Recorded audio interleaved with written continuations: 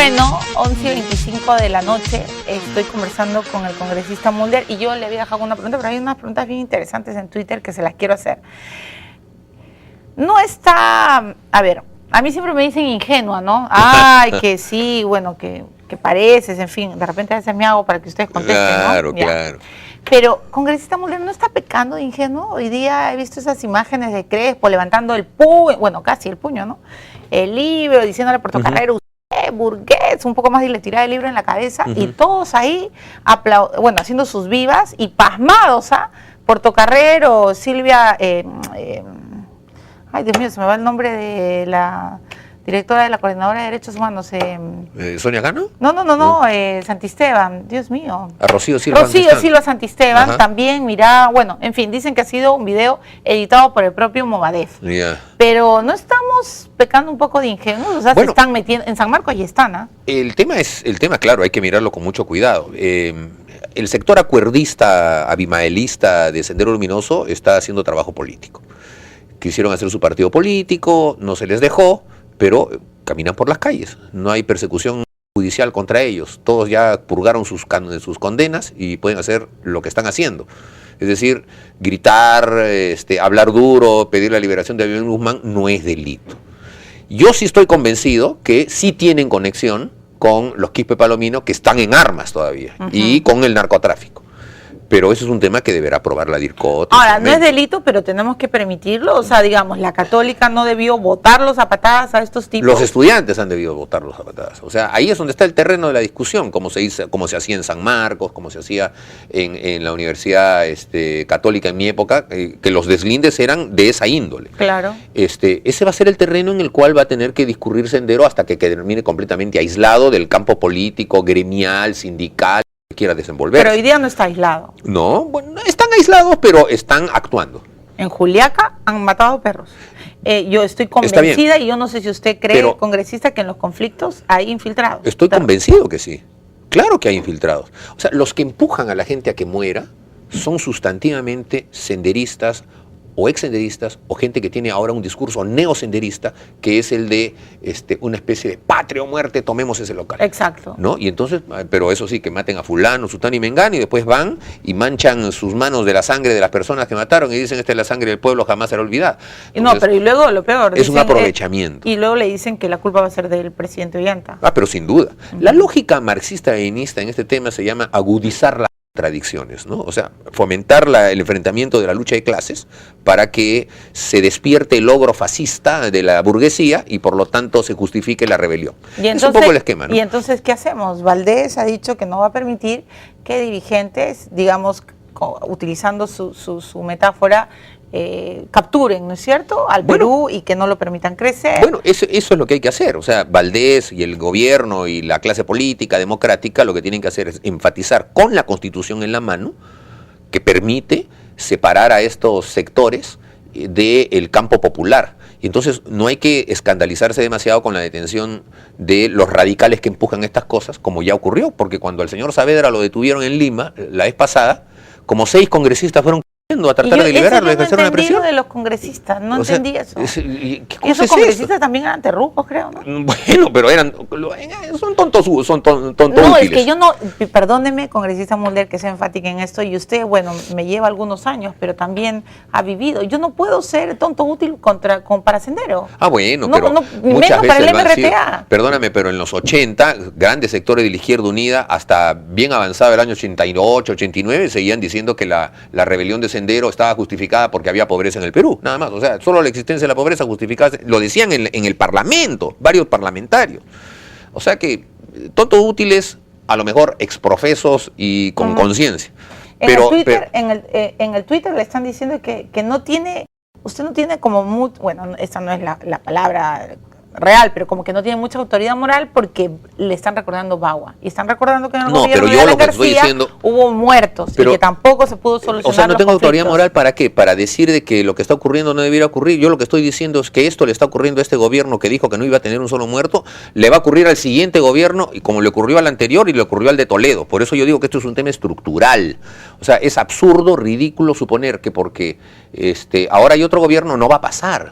Va a pasar porque es estructural. Aquí hubo un ministro que dijo, con el gobierno de Ollantumala no habrá más muertos por conflicto. Sí, bueno, el es que presidente lo dijo. pero no era por soberbia, era por desconocimiento. Y reitero, si no hay reforma del Estado, si no hay reforma y mejoramiento de la representatividad política de los partidos políticos, incluido el mío, si no hay un mecanismo que permita que los recursos económicos sean gastados en forma racional. ¿Tú sabes que un alcalde puede recibir 400 millones de soles y no puede construir un hospital? Porque lo construye, pero como no puede gastar en gasto corriente para que haya médicos, enfermeras, personal, etcétera, entonces sería un elefante blanco. Entonces, esas cosas tiene el Perú de ahora. Teniendo recursos económicos, tiene un Estado que es, como decía Mao, un elefante empantanado, ¿no? Ese es el Estado peruano. No tiene cómo jalar al país hacia un desarrollo. Todo el mundo reclama más Estado, y llevar en estos momentos ese Estado no quiere un Estado no es llevar desarrollo. Pues, ¿no? Ahora, es llevar desarrollo. ¿Le causan sorpresa o no las conferencias de prensa del Ejecutivo en plena crisis? Tremenda sorpresa, porque cuando hubo lo de Espinar, estuvieron todo el día encerrados en el hoy día también están encerrados. Salieron en conferencia de prensa y lo primero que anunciaron fue la desactivación del PRONA. Sí. Ahora salieron en conferencia de prensa y el primero que habló fue el señor Castilla y habló de un paquete tributario. Sí, ¿qué tenía que ver los paquetes tributarios hoy día? No entiendo. Yo lo que creo es que ellos están aprovechando estas coyunturas para meter este tipo de cosas y que salgan en páginas interiores de los periódicos. Tengo esa impresión, porque aprovechan. Hoy día también se ha aprobado en la Comisión Permanente el tema de la reforma de las AFPs, donde van a meter a la SUNAT y todo claro, esto. Entonces, sin consulta. Vas también, a ver tú ¿no? que con todo esto de Cajamarca, eso va a salir pues en la página 12, 15 de los periódicos, no va a tener la repercusión política que debiera tener, y el gobierno aprovecha. Entonces, a mí me parece que montarse en este tipo de conflictos para meter ese tipo de cosas no es una política honesta. Creo que lo que deben ellos mostrar es mecanismos de solución a estos problemas. Muy bien, estado de emergencia, eso es una forma de presionar, pero eso no es una solución, es solamente un mecanismo. Y yo le pregunto a usted como congresista, ¿y qué hacen los congresistas? O sea, digamos, bueno, usted es representante por Lima, ya me queda claro, pero es congresista del Perú. Sí. O sea, digamos, los congresistas también no deberían de ir y tratar de hablar con el pueblo y de explicar mejor las cosas. Es bien complicado, pues, es bien complicado porque ¿Por qué es complicado? Porque no somos nosotros los que tenemos la llave de la solución a los temas que se están pidiendo en lo que mismo te estoy mencionando. O sea, cuando se trata de hacer estructuras de modificación del SNIP, cuando se trata de facilitar el acceso a recursos, cuando se trata de dar estudios de impacto ambiental, cuando se trata de decirle a una empresa, oiga, usted todavía no comience porque se está generando un conflicto, eso no puede ser. No, ya, eso me queda claro, pero en términos Nosotros de diálogo, en términos de tirar puentes, porque, a ver, yo no sé si Alan García se ha reunido con Ollantumala, ¿se ha reunido? No, que yo sepa. Ya, está mal, pues, entonces, solo se ha reunido con Toledo, ¿no? A Ollantumala, sí. Sí, claro, 2 veces. Sí, sí. Pero nunca se ha reunido con Lourdes Flores, que yo sepa, no se ha reunido con PPK, bueno, imposible. Las reuniones del presidente solo pueden partir de él, no pueden partir ya, pero a de lo que los yo otros. voy es, ya, entonces, el presidente de Ollantumala no ha llamado a ninguno de los cuadros de oposición. Jamás, imagino que se sentará con Keiko Fujimori, en fin, no lo sé, y bueno, ahí está, eso es su modo. Pero entre ustedes los congresistas también todo el día se pelean, usted acaba de decir, bueno, yo a Toledo ya no quiero hablar de él, en fin, entonces imagino que no es amigo de los Perú posibilistas.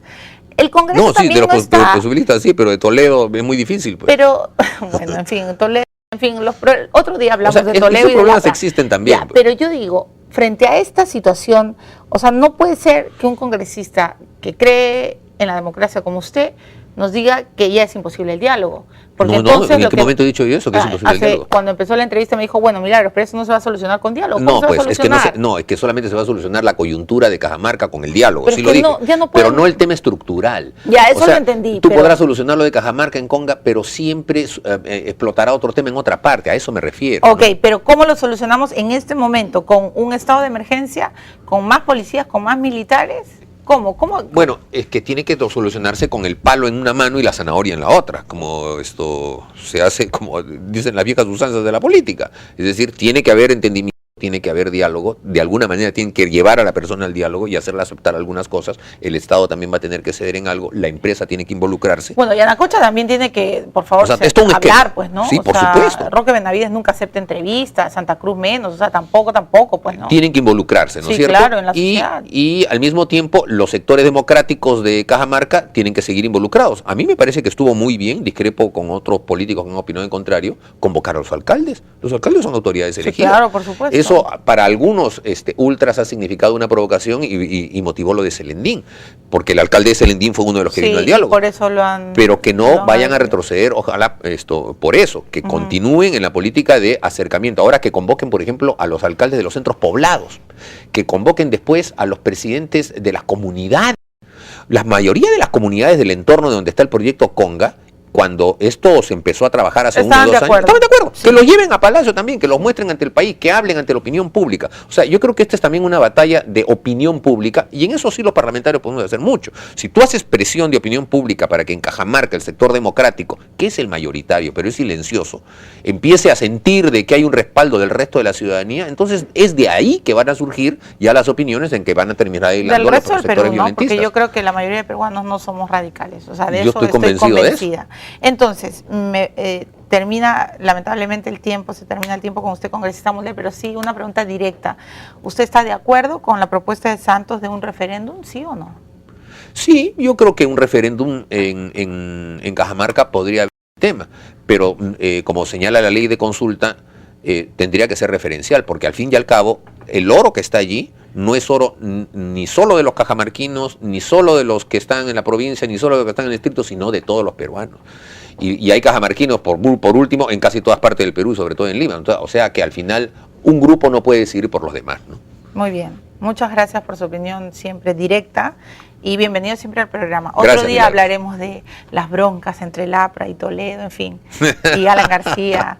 Bueno, pero son broncas dentro del campo democrático, sí, eso sí. Bueno, eso siempre. Por lo menos los partidos estamos sí respaldando el sistema democrático y en eso respaldamos al presidente, ¿no? Muy bien. Muchas gracias, congresista Mulder. Milagros. Gracias por haber aceptado venir al programa. Nos vamos y también tenemos que agradecer a Ulises Humala porque hace tiempo queremos hablar con él, pero no queremos hablar de política, no. Siempre él torea las preguntas de los periodistas. Yo quiero preguntarle por los secretos de su familia. Para mí hay gato encerrado entre los hermanos, así que esta noche viene por primera vez a este programa el hermano mayor de los Humala, Ulises. Con el regreso.